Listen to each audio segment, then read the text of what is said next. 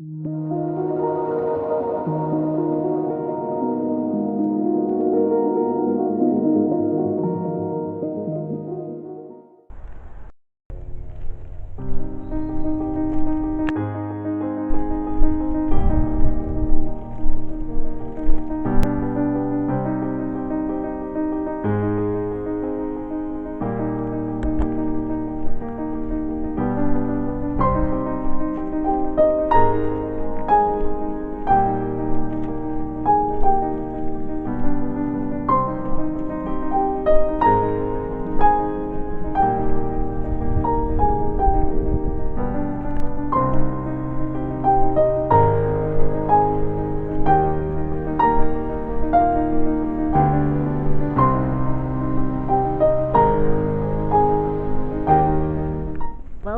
to another episode of the Self Esteem in Historical Places.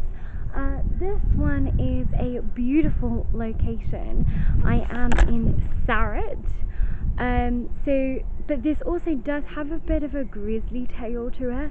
So if you do like ghost stories, stick around for this one. Itself goes back to about 1190, so it's a really old church, and was restored back in the 17th century, and it uses flint as well as brick, but back in the day obviously it wouldn't be made of that.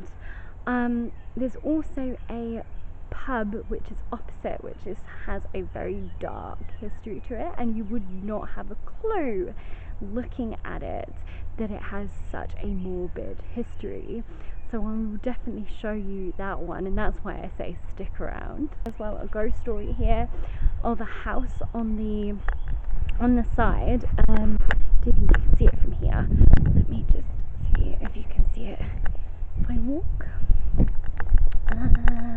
No, you can't see it from this angle.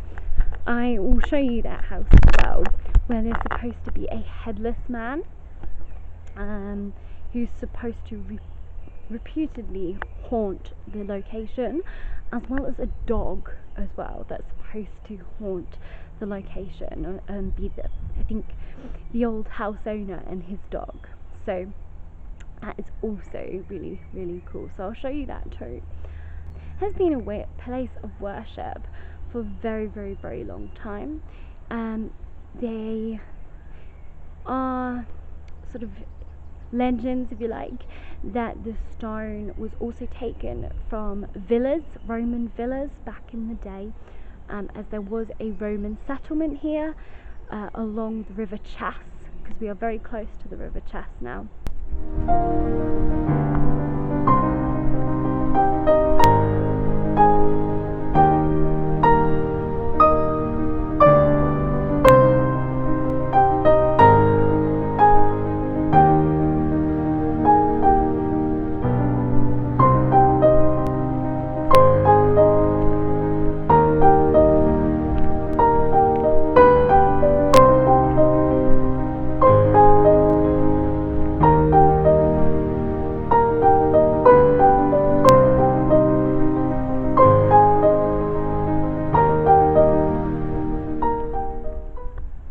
Supposedly, this stands also on a Roman burial ground. It's also believed that there is a Roman road that goes through here as well. Sarratt itself dates back to AD 700, so it is a super old dwelling, and it was also mentioned in the Doomsday book. It wasn't properly really cultivated until about the 13th century, when they started to cultivate the lands around it, and it was just complete woodland, but then they produced farmland, and that is basically what it kind of looks like today. There is woods, and it is very green around here, and there's lots of fields, and it's very country, which is really nice actually. I like it. The church that used to stand here was a wooden church. Back in the Saxon times, there was a church here as well. So this place has been as I said, place of worship for an extremely long time, which means it has an extremely long history attached to it. It is believed as well, the reason why this is called the Holy Cross Church is that back in the day, priests, like really back in the medieval times and before the medieval times, they would put crosses, like Celtic looking crosses, that would indicate that it's a sign of a Christian presence. So it is believed there was one of those crosses on this very site, and that is why it's called the Holy Cross Church. It was also used as well, incidentally, as a boundary marker, also like a landmark for people to meet, and also as well like a place of worship. So priests and monks would obviously come to the cross as well and do pilgrimages, so it was very much like a pilgrimage place as well. So there's a lot of history here. Alternatively though, there's also another theory that says the reason why this place was called the Holy Cross Church is that it may have not been applied until the Norman church was actually built, and then influenced possibly by the cross of the Crusaders. We've used the Crusaders going across to Islam and Richard I, and that reason could be why it's called the Holy Cross Church too. So that's an alternative view. What you see today is actually the 17th century, but the foundations still remain of the 1190 church. So there we go. So that is actually 17th century, but the foundations still exist for the church that was in the 1190s. So that's it's pretty dark in here. Let's see. Wow, look at this. It's quite dark. I need to figure out where the lights are. I think they are over here. I've managed to turn some lights on. Look at that beautiful organ. Wow, look at these stairs up to the tower. There's the old bell. That's amazing. Look at that. You can see the strings they pull on. There's the stairs to go up into the tower. What a beautiful church. This is actually lovely. It's small, but beautiful.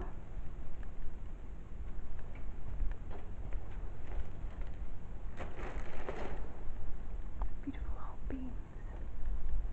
Oh, I found a penny. I don't know if that's good luck. I'll put it here.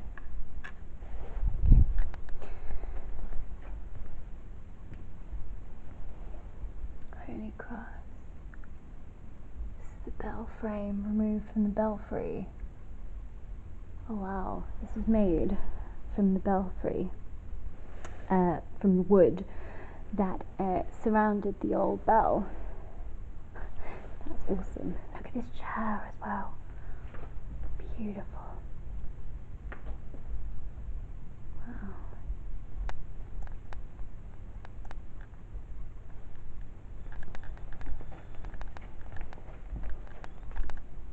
Go up here.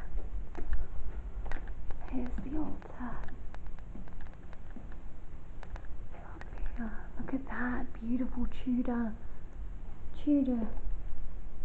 or Elizabethan.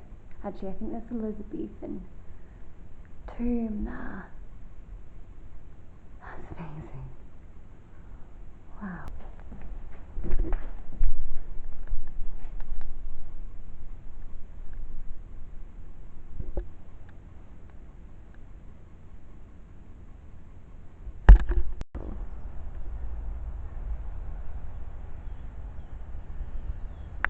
So, I am now in a very inconspicuous looking field.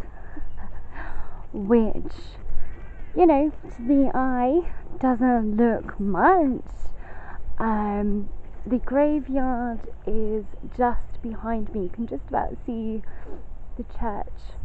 Well, actually, that's not the church, that's the house. But you can see the cock-in on the other side over there. I'm hoping it's not going to rain. Oh no. Please don't rain. There's the cock-in over there. You can just about see it. The reason why I'm in a very inconspicuous looking field is that this field, well, potentially one of these fields, could be this one or the one next door, one of these fields. So back in the day, crap, it's really raining over there. Oh no, please don't come this way. Please don't come this way. I'm gonna have to probably wrap this up pretty quickly if that rain cloud is coming. But back in the medieval times, had obviously the Black Death and the plague. Unfortunately, Hertfordshire was not exempt, because I'm in Hertfordshire at the moment, and Sarratt was not exempt either.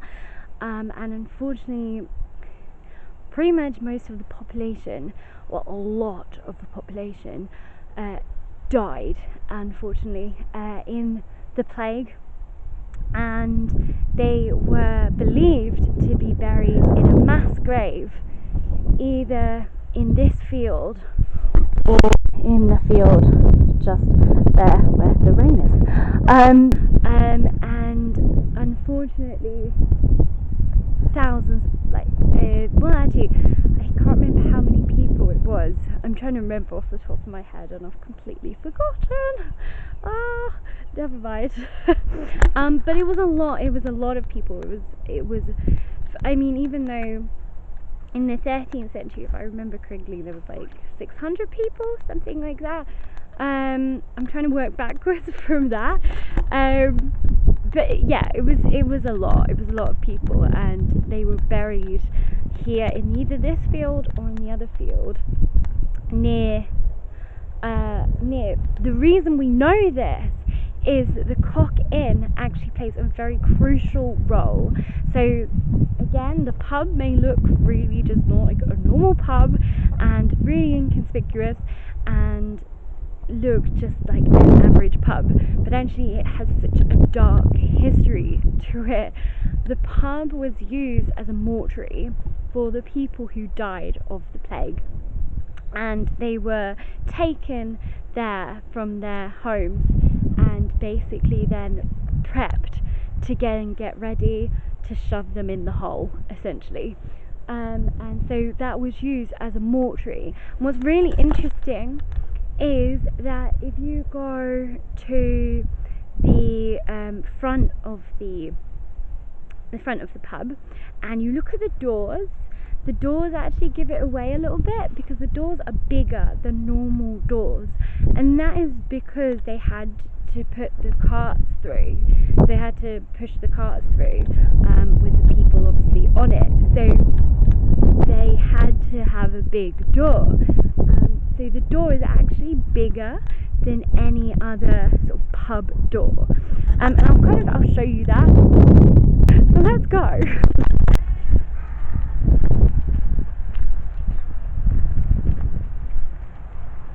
So here we are in front of the cock-in, and you can see the doorway there at the front of the entrance. Obviously it's been changed, but you can tell even from sort of this angle, I will get a little bit closer, but you can sort of tell. So here we go, getting a little bit closer for you.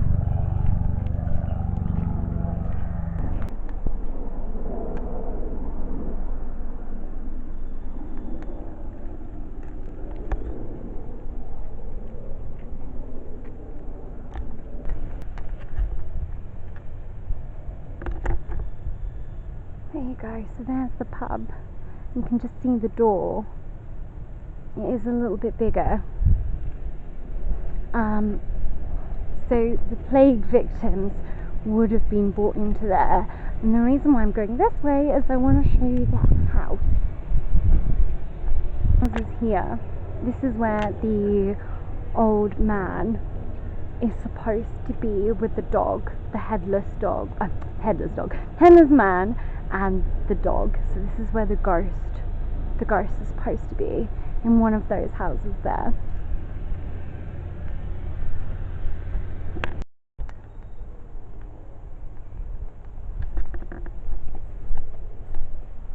On to the self-esteem technique. Today's technique is a self-esteem journal, and make one and do it weekly. So do Monday, Tuesday, Wednesday, Thursday, Friday, Saturday, Sunday, and keep going with it. I will put in the comments below, in the details, a link to a ready-made self-esteem journal, which I found on Therapist Aid, which is a really good website, which I do use with my clients as well, so it's a very, very good one. So I'll pop that down, but you can also make your own, and include things like something I've done well today, something that I had fun with, something where I felt proud, something where I've had a positive experience. So make it really positive, make it really good and fun. That black cloud is getting nearer and nearer. Make it really good fun, and make it something where you can achieve something daily. Like, let's say for example you create a goal, you've achieved it, write that down on your little journal. So it's a bit like keeping a diary, but instead of putting all your thoughts and feelings down, you are making it positive about you and your self-esteem. And if you keep doing this and you do it daily, studies have shown keeping a journal like this is actually extremely good for your mental health, and for self-esteem as well, and helps you grow in confidence. So do something like that, get a self-esteem journal, do something where you've accomplished something, write down when you've done something well, or you think you've had a positive experience. It could be a place, it could be a thing, it could be a person that you've interacted with in the day where you've had fun, anything like that, and the qualities that potentially you like about them and why you like that experience. So try to make one of those. As I said, in the links below I will leave a little link to the website where there is a template already made, but you can also make your own as well. Okay, well I'll leave it there for today. I really hope that you have enjoyed this video. Please do like and subscribe, and I shall see you next time. And say happy Jubilee to the Queen. I've got my red, white and blue coat on today, and I have been wearing red, white and blue sorry, I'm trying to get through the gate. I've been wearing red, white and blue for a week to celebrate the Queen's Jubilee, and I hope that you guys, wherever you are, if you celebrate the Queen's Jubilee, I hope that you have a fantastic time. I know I will be. Alright, see you guys soon. Bye.